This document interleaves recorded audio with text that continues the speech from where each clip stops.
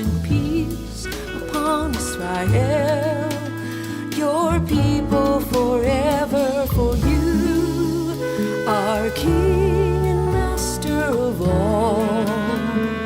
Peace, and it is good in your eyes to bless your people Israel in every moment, in every hour with your peace. Blessed are you, O Lord, who blesses his people Israel with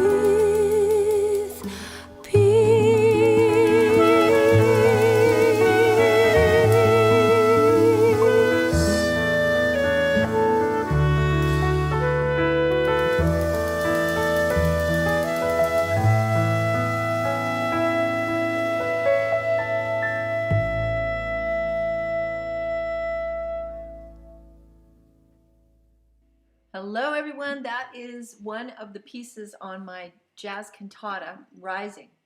And I take the entire cycle of Jewish liturgical prayer. Let me see if I have a copy here now. Silly me. And the prayers they pray daily in the synagogue, which are gorgeous, gorgeous, deep, linguistic, poetic, ancient prayers that just touch me, that all come out of the scriptures. And this is part of what's prayed in the synagogue twice a day, in super observant synagogues. And I put them in English and I set them to jazz-oriented music. That one was a little more poppy piece. And I'll play it again at the end. But I don't know about you, but language is so important to me. Words, right? Rather than, some of our dumbing down, I feel like language is important. Articulation is important.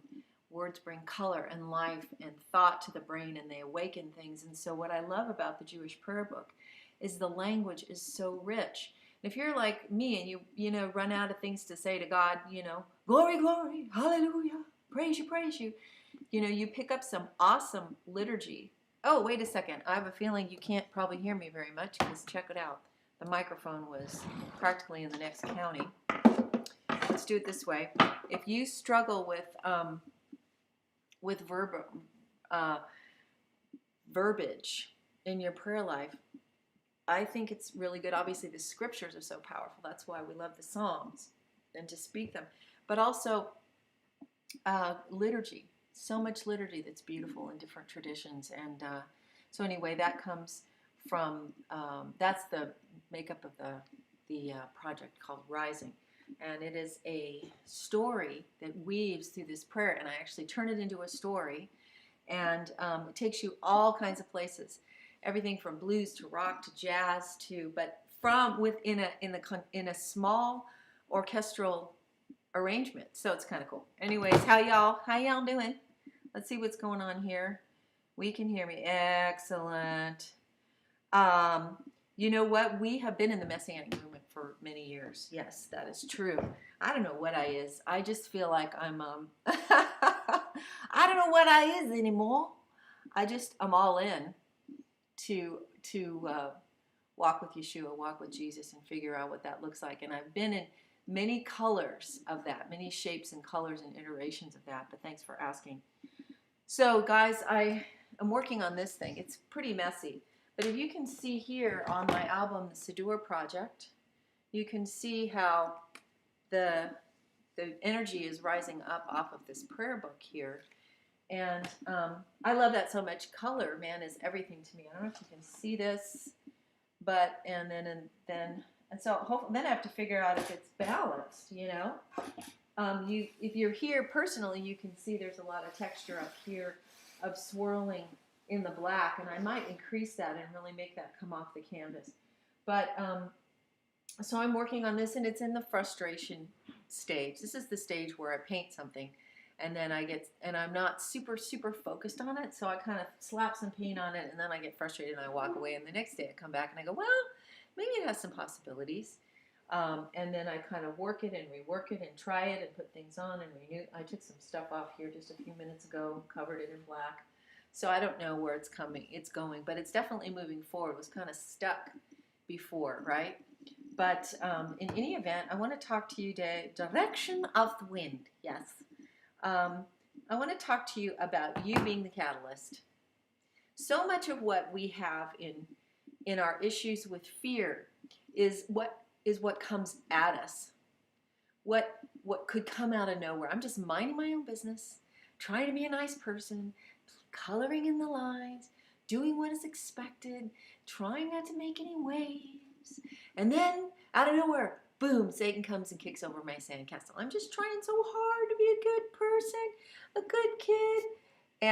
And I remember doing a lot of that through my life where, I was really expert at kind of sizing up a situation and figuring out what would please the people around me.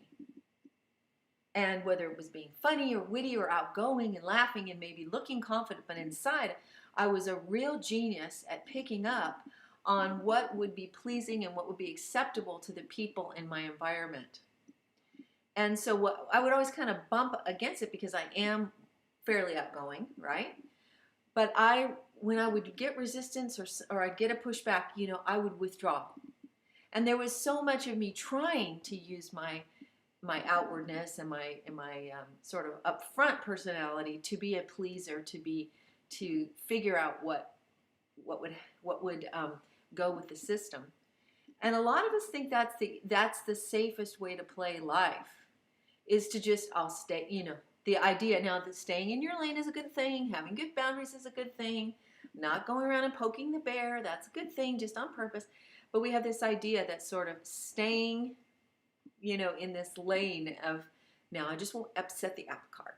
I'll just stay out of trouble. I'll just just wait until this thing is over. I'll just kind of hide out until they give me permission to have a life without a mask, Why is D Live not coming up? This is frustrating because I should be on D Live, by the way. Maybe I should put it and reload it. Let's do that. Where did you go, D Live? Let's see what happens. Connect D Live. Not that a zillion of people watch me on D Live, but it's kind of fun to say I'm on D Live, right? In any event, authorize.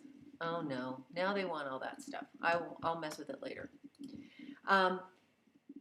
So we play the game of being good little kids, compliance, especially, I don't know about you guys, but in our generation, I think we learned a lot about being nice, respecting authority, not making waves, and being compliant. My parents were raised in a very highly, highly compliant, almost repressive era where children to be seen and not heard.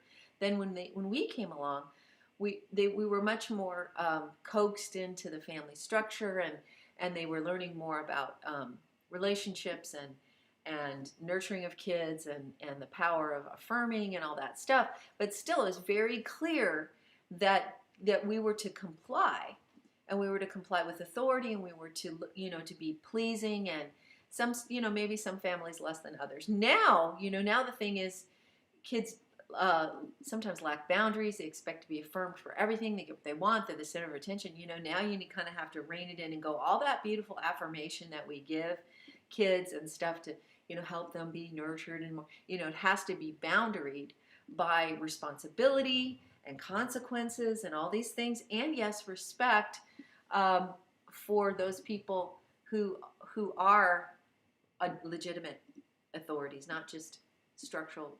Like we were little, you could go to the store when I was pretty young, and the guy at the corner would tell on you to your mom if you weren't good. Now the guy in the corner is selling your kids porn, right? So it's a different world. But we learned how to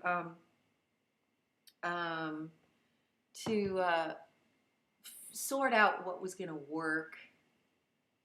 And so that puts us in the position of, okay, here I am, just doing my thing, just leave me alone, I'm off in my corner, I'm praying with God, I'm trying not to offend anybody, I'm doing my deal.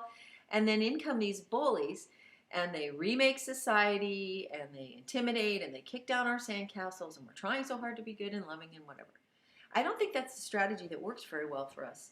I think that we are the perfect people to be catalytic, to catalyze, to be be the starters of something, to be the people that step into a situation and go, wait a minute, let's do something here.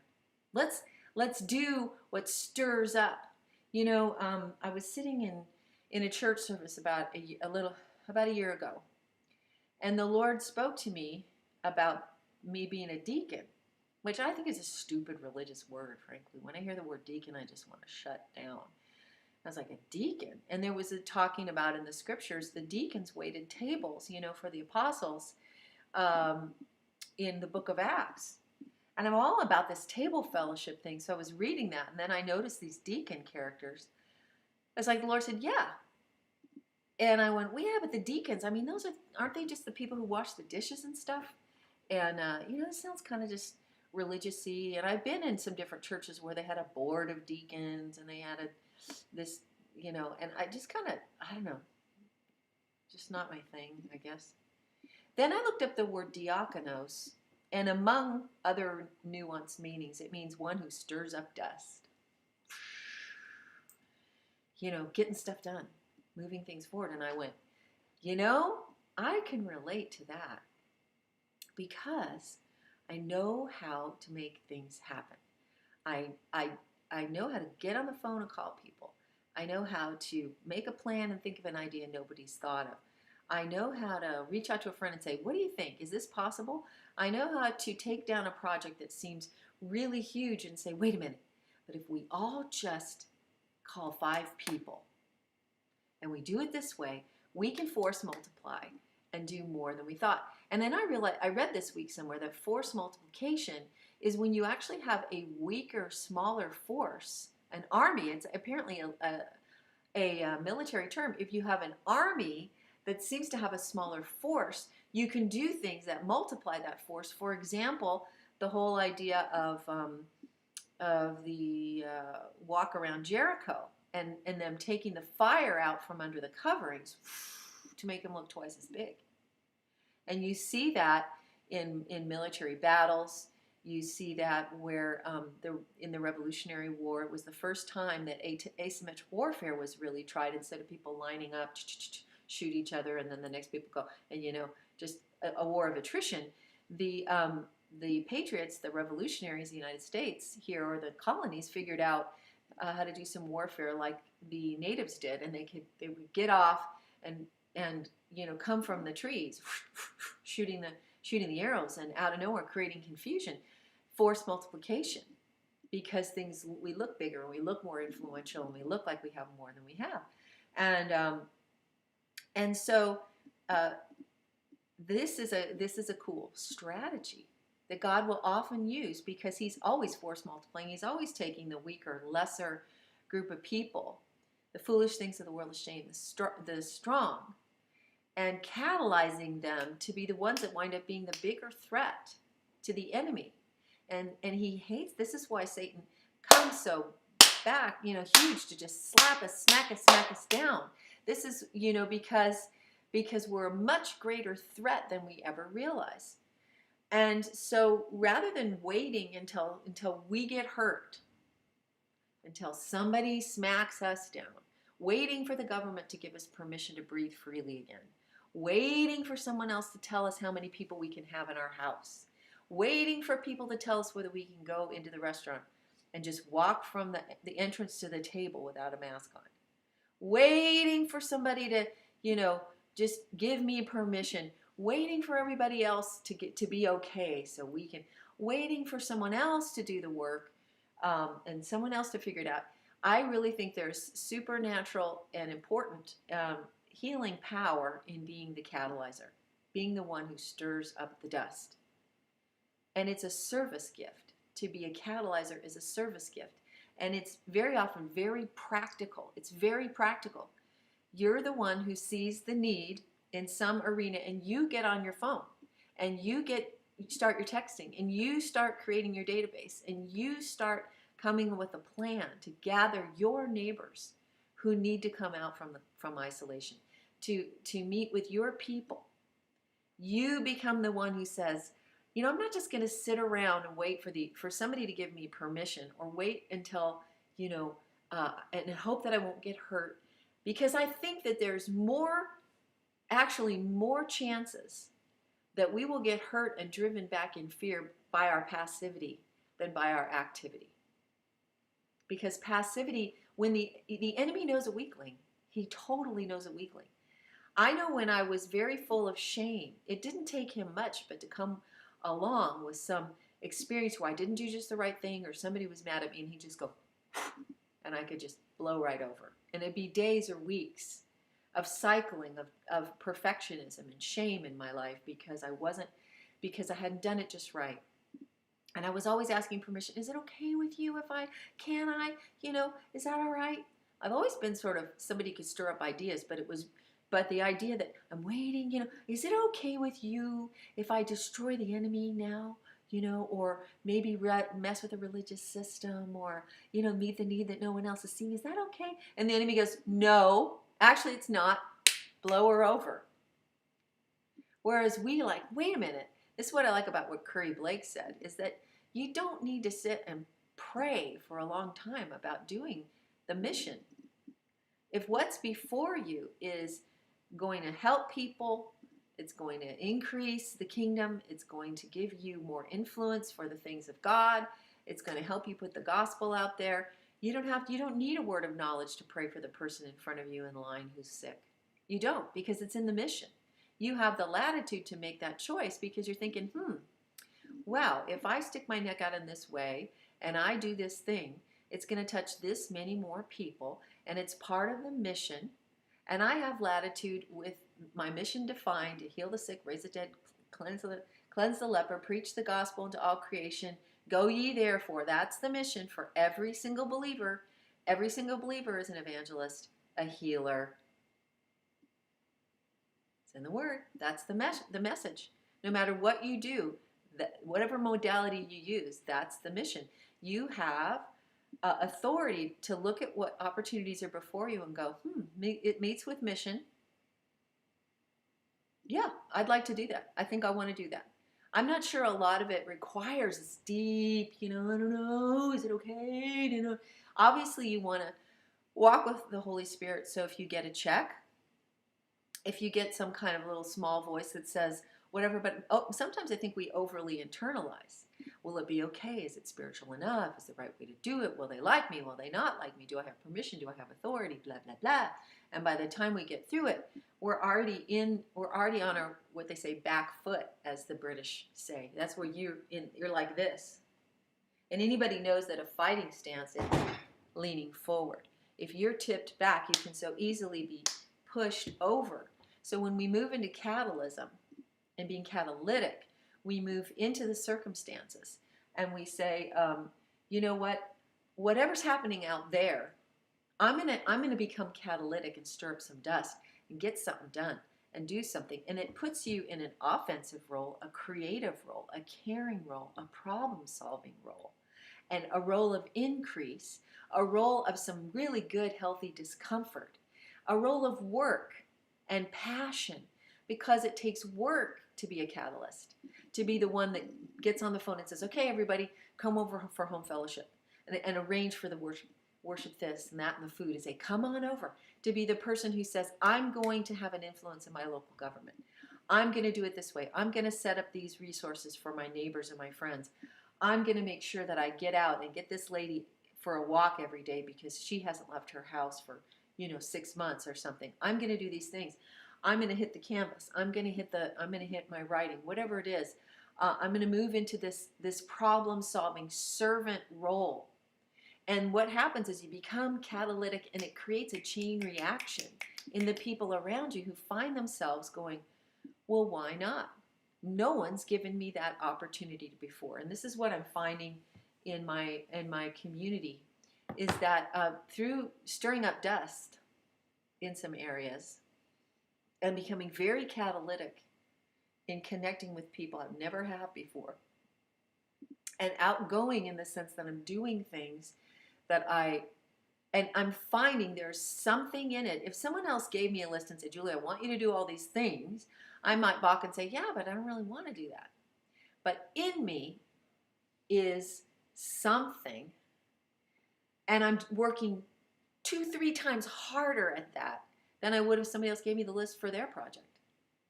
I'm working really hard. I'm putting in hours and thought and reaching out and kind of, if you will, pastoring people, gathering them together and having conversations and encouraging them and putting things out and saying, yeah, we can do it this way. Let's do it this way. How about that way? Or how about that way?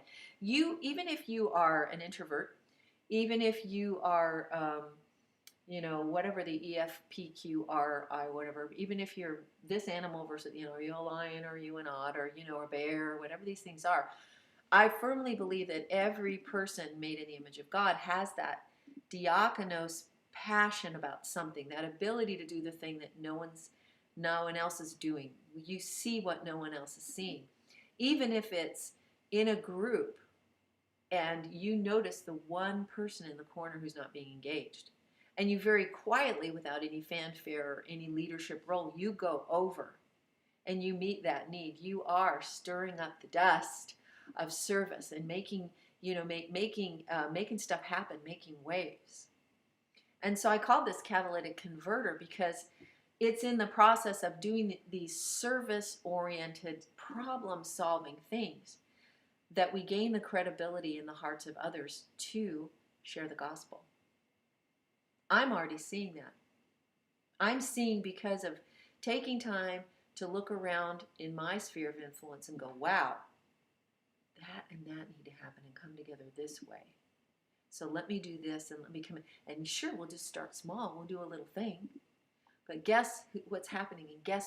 And the force multiplying is happening. And people are going, wow, I didn't know this. I didn't know this was possible. I didn't know that. I didn't know whatever. And they're coming alive. And if I sat around and waited for somebody to affirm me and give me permission and just do my thing in my little lane, and I had to swerve over into some other people's territory and go, hey, hi, this is who I am. I'd love to meet you. How can find out what the need is, know what the needs are that they could potentially meet, and bring people together.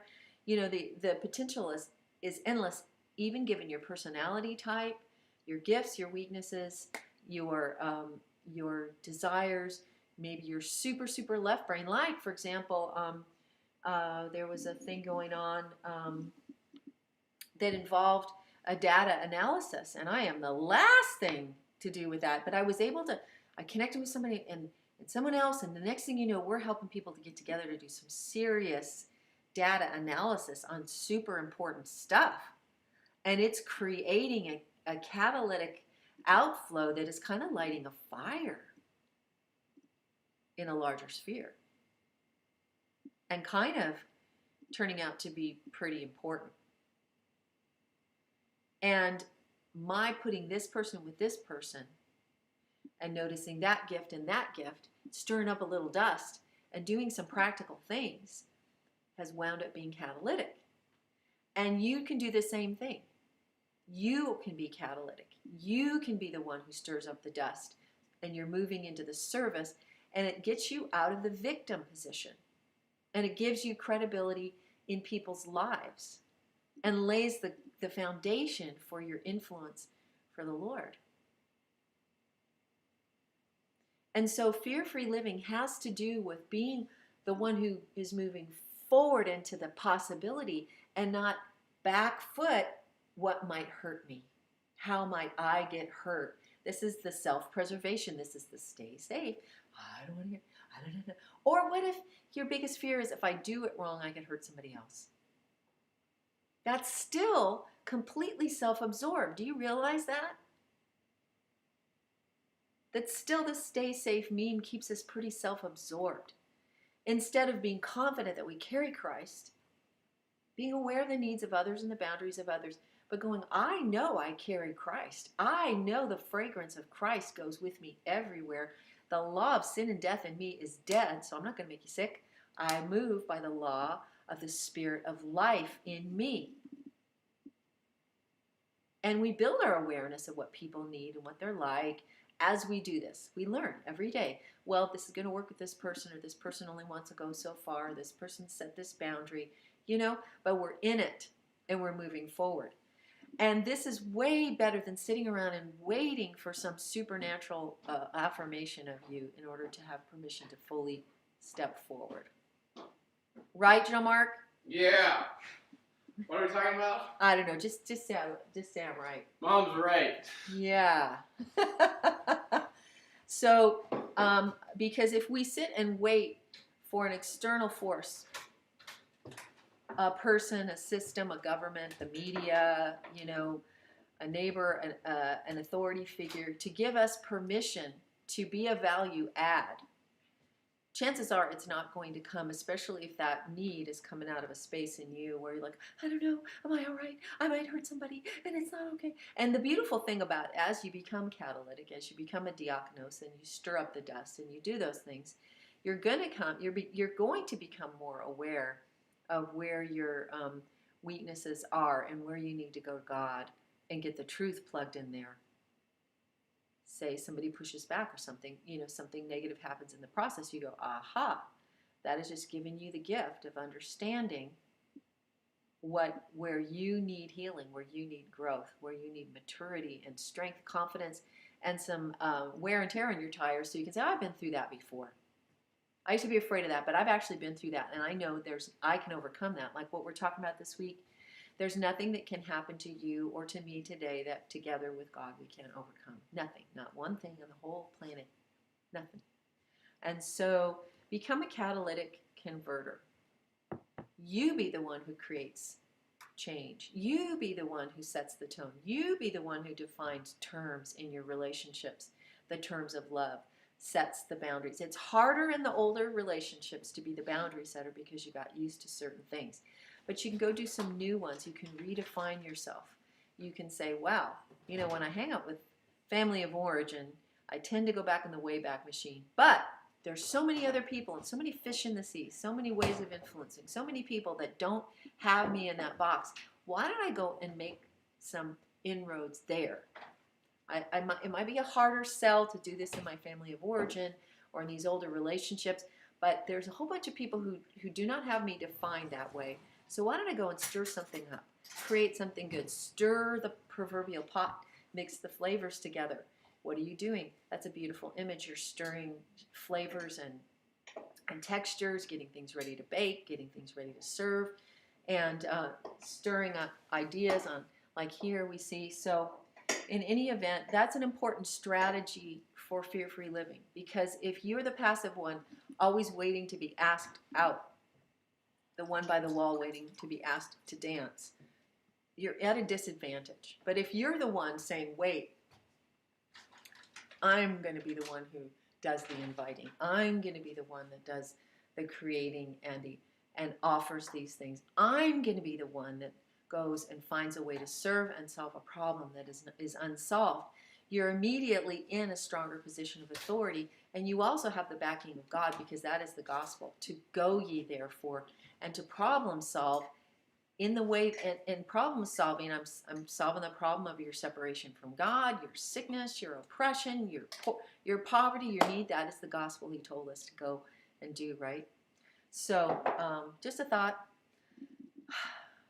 I will see you guys on Monday, and then we're going to do some traveling Tuesday through Friday, so probably any scoping I do will be super informal. But go stir up a little dust, be catalytic, and you'll become a catalytic converter, I think, ultimately. So do something that scares you. Be on the front end of making things happen that you want to see happen that are positive, and don't sit back in the reruns of what didn't work before, or wait for permission for somebody to affirm you before you offer the service that you